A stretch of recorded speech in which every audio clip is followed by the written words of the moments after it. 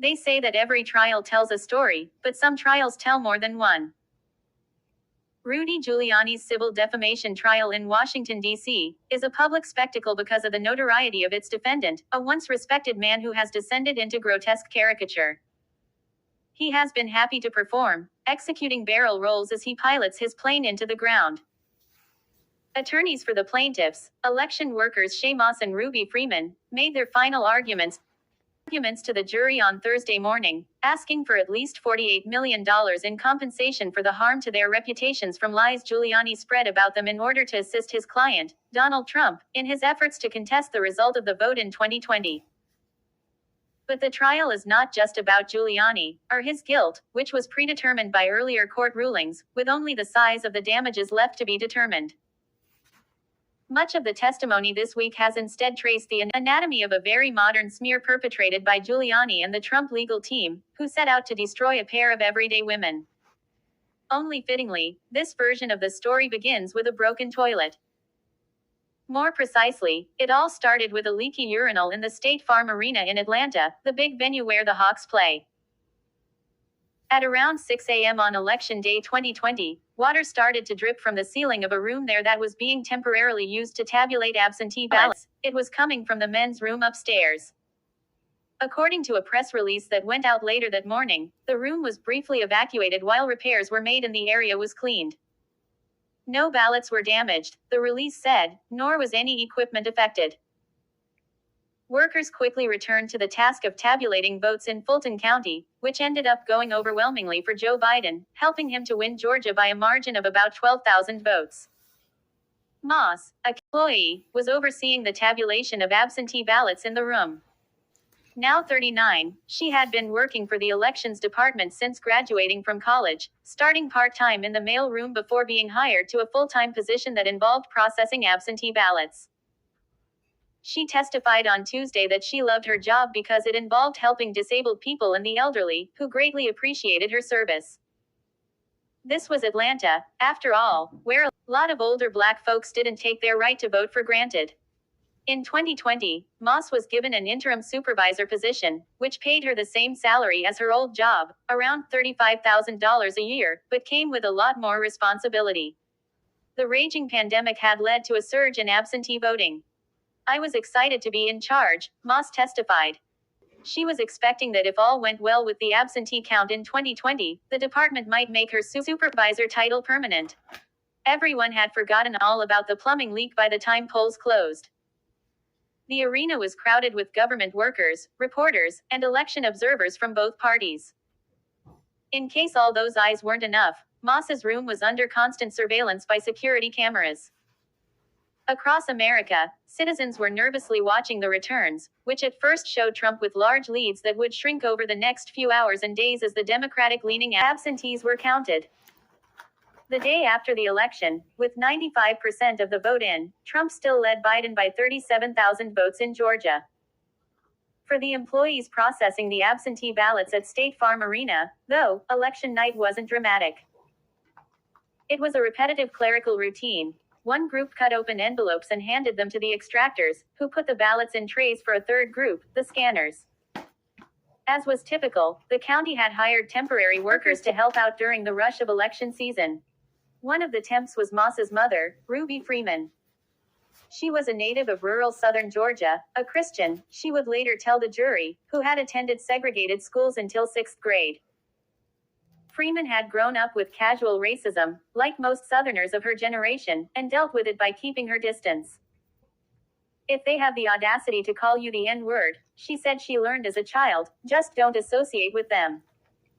For the prior 2 decades, Freeman had lived in a pretty white clapboard house on a piney road in exurban Cobb County. She had started to work as a street vendor in the 1980s, selling authentic Atlanta Braves apparel outside Fulton County Stadium, where the team used to play. Over time, Freeman testified, the clothing business evolved into a traveling boutique called La Ruby's Unique Treasures.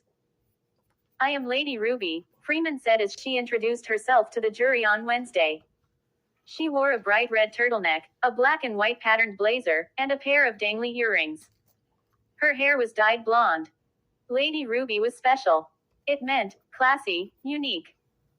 At the plaintiff's table, Freeman's daughter intermittently waved a multicolored fan, like one of those characters in the courtroom gallery in an old movie. The table was littered with wrappers from her mother's favorite ginger mint candies, to which Lady Ruby attributes healing properties. I noticed Her Honor was coughing yesterday, Freeman said, referring to Judge Beryl Howell. I wanted to give her one. The mints, like the plumbing incident, would later prove significant. Freeman's name was also her brand. On election day, she wore a purple shirt that said, Lady Ruby, on it, and carried a La Ruby purse. She and her daughter worked at the arena from early in the morning until late in the night. Absentee vote counting was supposed to end for the night at about 10 p.m., and around that time, everyone started to pack up, sealing the opened but uncounted ballots in boxes and stowing them under tables. Many workers went home, as did the party election monitors and reporters. The head of the county elections department, Ralph Jones, had shown up to oversee the end of the day.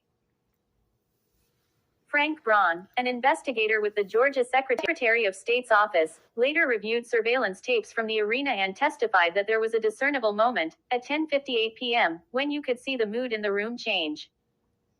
Ralph gets the phone call, Braun said, then his shoulders slump, as if to say, oh my goodness. The higher-ups had ordered the workers to keep going into the morning. The whole election now hinged on the outcome in a handful of states, including Georgia. As you're watching this, Braun said, you're expecting them to revolt. But they didn't. Freeman, Moss, and others retrieved the boxes of opened but uncounted ballots from under the tables, broke the seals, and got back to work. The previous division of labor went out the window, and everyone concentrated on scanning. Braun testified that you could see someone give Ruby Freeman a quick tutorial on how to use the scanning machine, which could be ornery.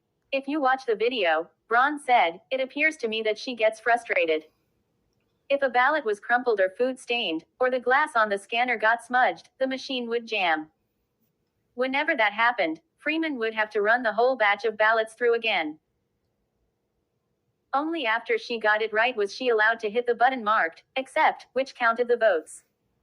This whole process was technically open to the public, but there was no legal requirement that outside monitors be present. After all, the cameras were on, and the videos were public records, as the world would learn on December 3rd. On that day, Giuliani appeared at a Georgia State Senate committee hearing where he urged the legislators to throw out the result of the popular vote, which he claimed was corrupted by fraud. You are the final arbiter of who the electors should be and whether the election is fair or not, Giuliani told the legislators. A Texas lawyer named Jackie Pickdeason presented a short, highly edited video of the surveillance footage of the counting that had taken place after 11 p.m., drawing attention to the lady in purple, and the lady with the blonde braids also, who told everyone to leave. The person with braids was Shay Moss. Moss has a feeling she knows why she and her mom were singled out by Giuliani and his legal team. He assumed that because we are black, we are Dems, she said during cross-examination by Giuliani's attorney. He called us Dems, and he don't know me from a hole in the wall. In fact, there is no evidence that Giuliani or anyone else on his legal team did any real investigation of the surveillance footage or even watched it in its entirety. They gave it to the internet, and they let it do its thing. Trump, his lawyer Jenna Ellis, and Giuliani quickly chimed in with their own posts. Giuliani added 3 siren emoji and followed up with a series of all-caps tweets. Smoking gun from Georgia. Election in Georgia is now proven to be a fraud. The next day, December 4th, Giuliani produced an episode of his nightly video podcast in which he went over the surveillance clips like the prosecutor he once was, putting red circles around the people in the footage, narrating what he called their clandestine operation to steal the election. In other episodes that month, he would elaborate on his narrative. A phony excuse of a water main break was used to clear the room of observers, Giuliani claimed, conflating the plumbing leak in the early morning with the decision to quit for the night that was later reversed. Once they were all left and a last check was done around the hall, he continued, they scurry under these desks. Hardly where you would keep ballots, right? And they start taking ballots out and then put them on a wheelbarrow sort of thing and wheel them around. And you can see the ballots don't really look like absentee ballots that are in envelopes. They look more like pristine pieces of paper. And then they're given out and very quickly are being counted. There are times when it appears that they are being counted more than one time, 3, 4, 5, 6, 7, 8 times. At the state Senate hearing, Giuliani's team claimed that the multiple counted ballots added up to around 18,000 extra votes for Biden, more than enough to swing the election. These people should all go to jail, Giuliani said in the December 4th video. For a long time, Moss and her mother weren't very politically attuned, so they did not immediately realize that the President of the United States and his lawyers were calling them criminals. The United States and his lawyers were calling them criminals. Moss testified that she was oblivious to the shitstorm swirling around her when she went to work on December 4th. That was the day that everything changed, she testified. Everything flipped upside down. Everything flipped upside down. Toward the end of the day, there was buzz in the office with higher-ups walking around, and Ralph Jones came to Moss's cubicle and asked her to come in for a meeting. Her coworkers gave her thumbs-ups, thinking her promotion to supervisor was about to be made permanent. When she walked into the office, Moss testified, "I notice I'm the only one cheesing and looking happy. And then I'm shown these videos," she said. These lies. Investigations by law enforcement agencies and the Republican-controlled Secretary of State's office would later confirm the obvious, that nothing in Giuliani's description of events was remotely true. The movements he described as resembling a bank heist, stowing the ballots in boxes, pulling them back out, scanning them over and over, were really just the actions of some tired people, working very hard, Moss said, to ensure everyone's vote is counted. Giuliani was whipping up expectations within the MAGA movement about what the video might mean. The Georgia middle-of-the-night theft of thousands of votes changes everything, he posted on Twitter on the morning of December 4th. Watch it and Biden is not elect anything. The news ripped through the conservative media ecosystem. Internet detectives quickly identified Freeman from the video, likely because of her t-shirt and her LaRuby branded purse, which would easily lead to the website for LaRuby's unique treasures. The website Gateway Pundit published a post entitled, "What's Up, Ruby?" Crooked operative filmed pulling out suitcases of ballots in Georgia is identified. Freeman immediately began receiving a torrent of hateful and threatening messages through a contact portal on her website. "Cheating ass piece of shit," read a message that came in through the website at 3:14 a.m. on December 4th. "Hope they lock you up and throw away the key, you disgusting bitch traitor. Your family and you are now criminals and traitors to the Union. You are dead," said another message.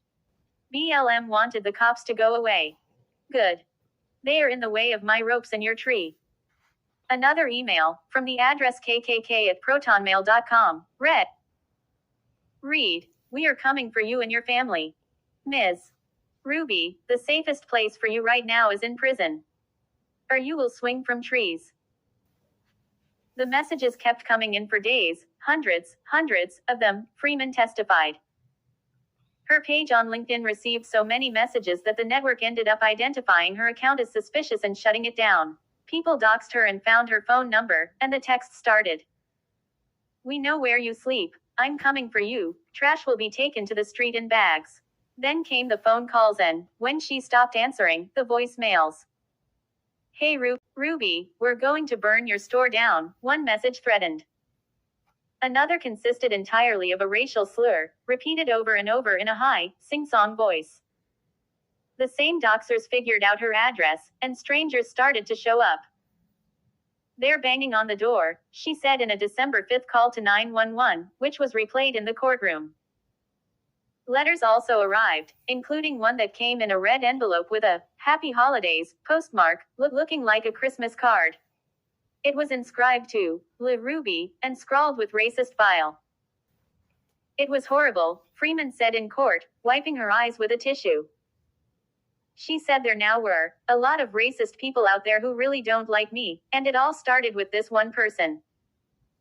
Giuliani sat at the defense table, staring ahead, stroking his chin with the back of his pinky-ringed right hand.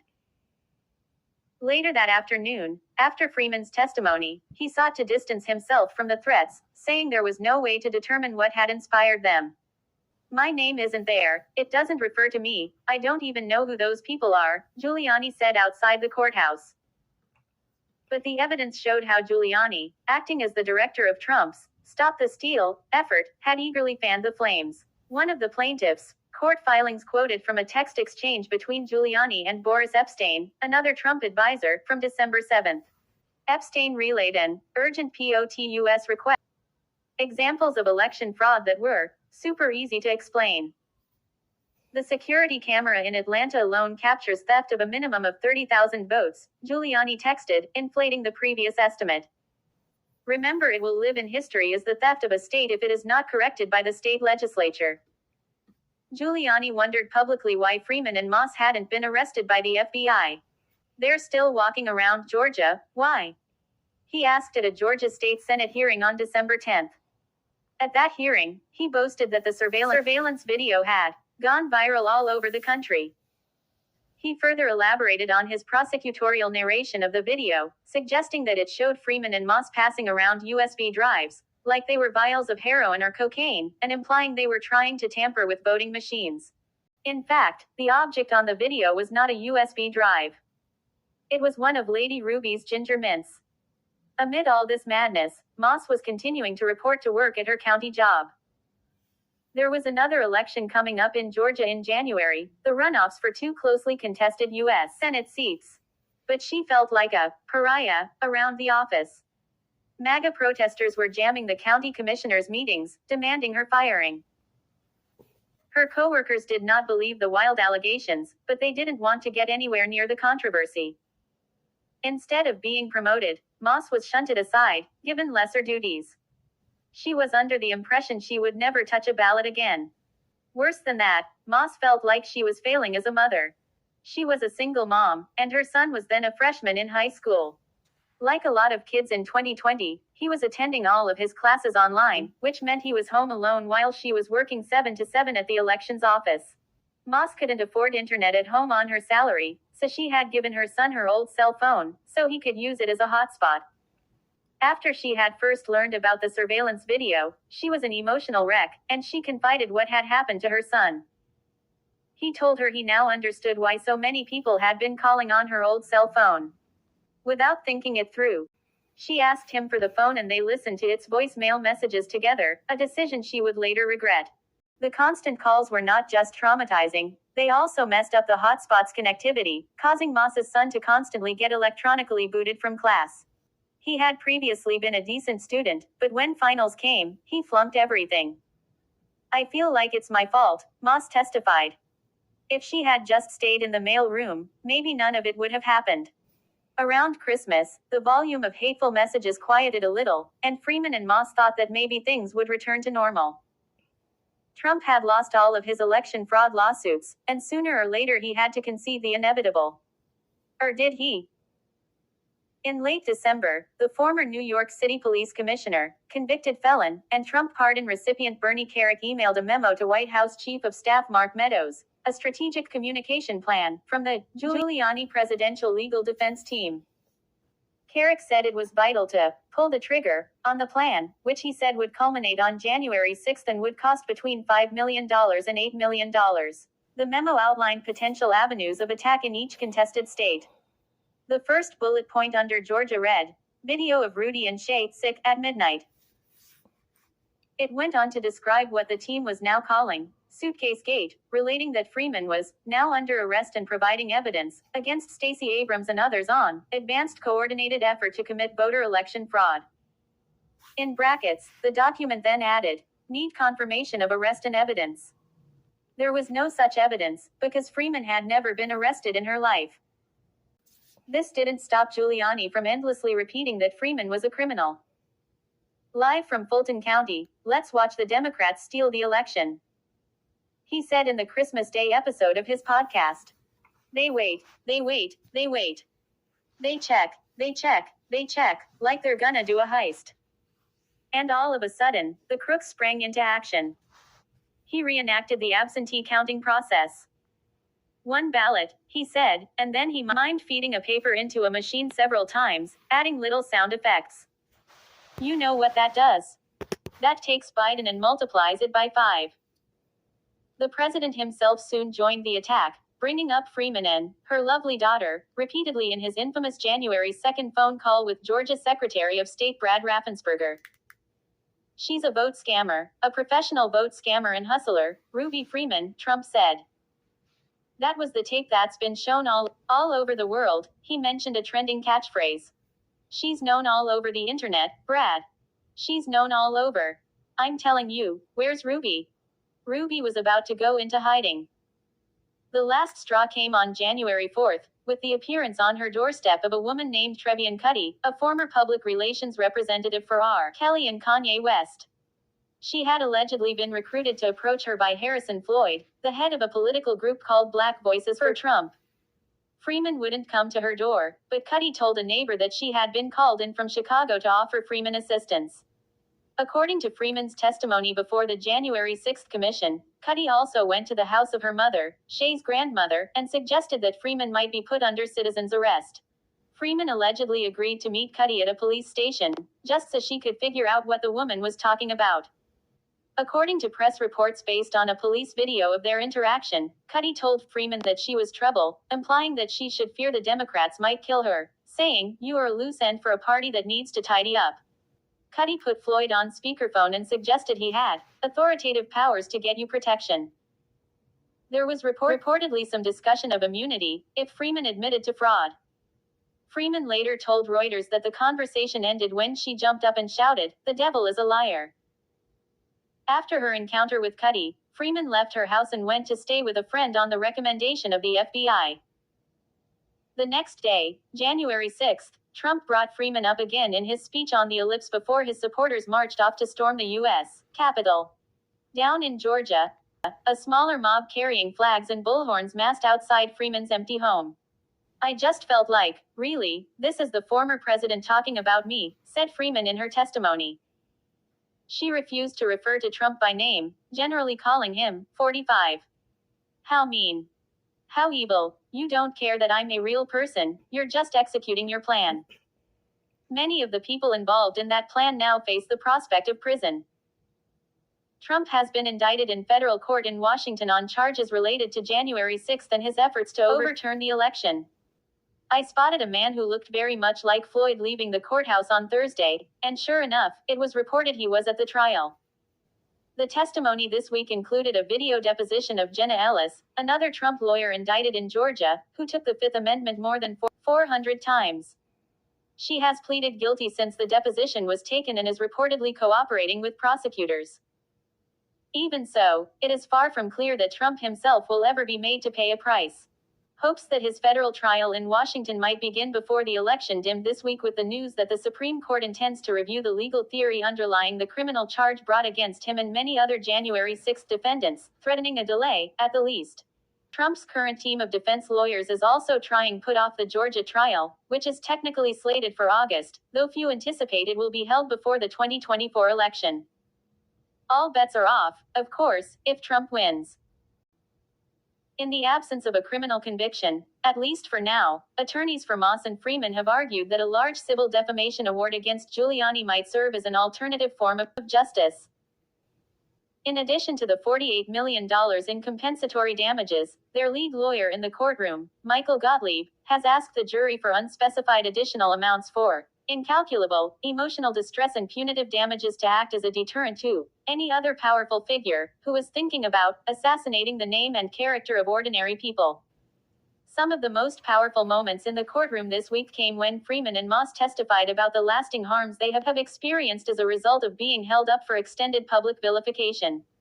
Moss said she had gone to see a therapist, although that was not the sort of thing she thought she would ever do, and was diagnosed with depression. She said she now has a recurring dream in which people with torches and pitchforks come to her home, but they're not an unruly mob, they're famous, powerful people.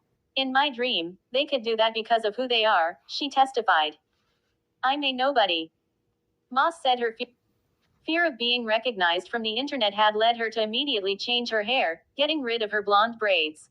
She learned that she was a stress eater, and she estimated she had put on 70 pounds. After Moss was passed over for her promotion at work, she had to train the person hired for the position.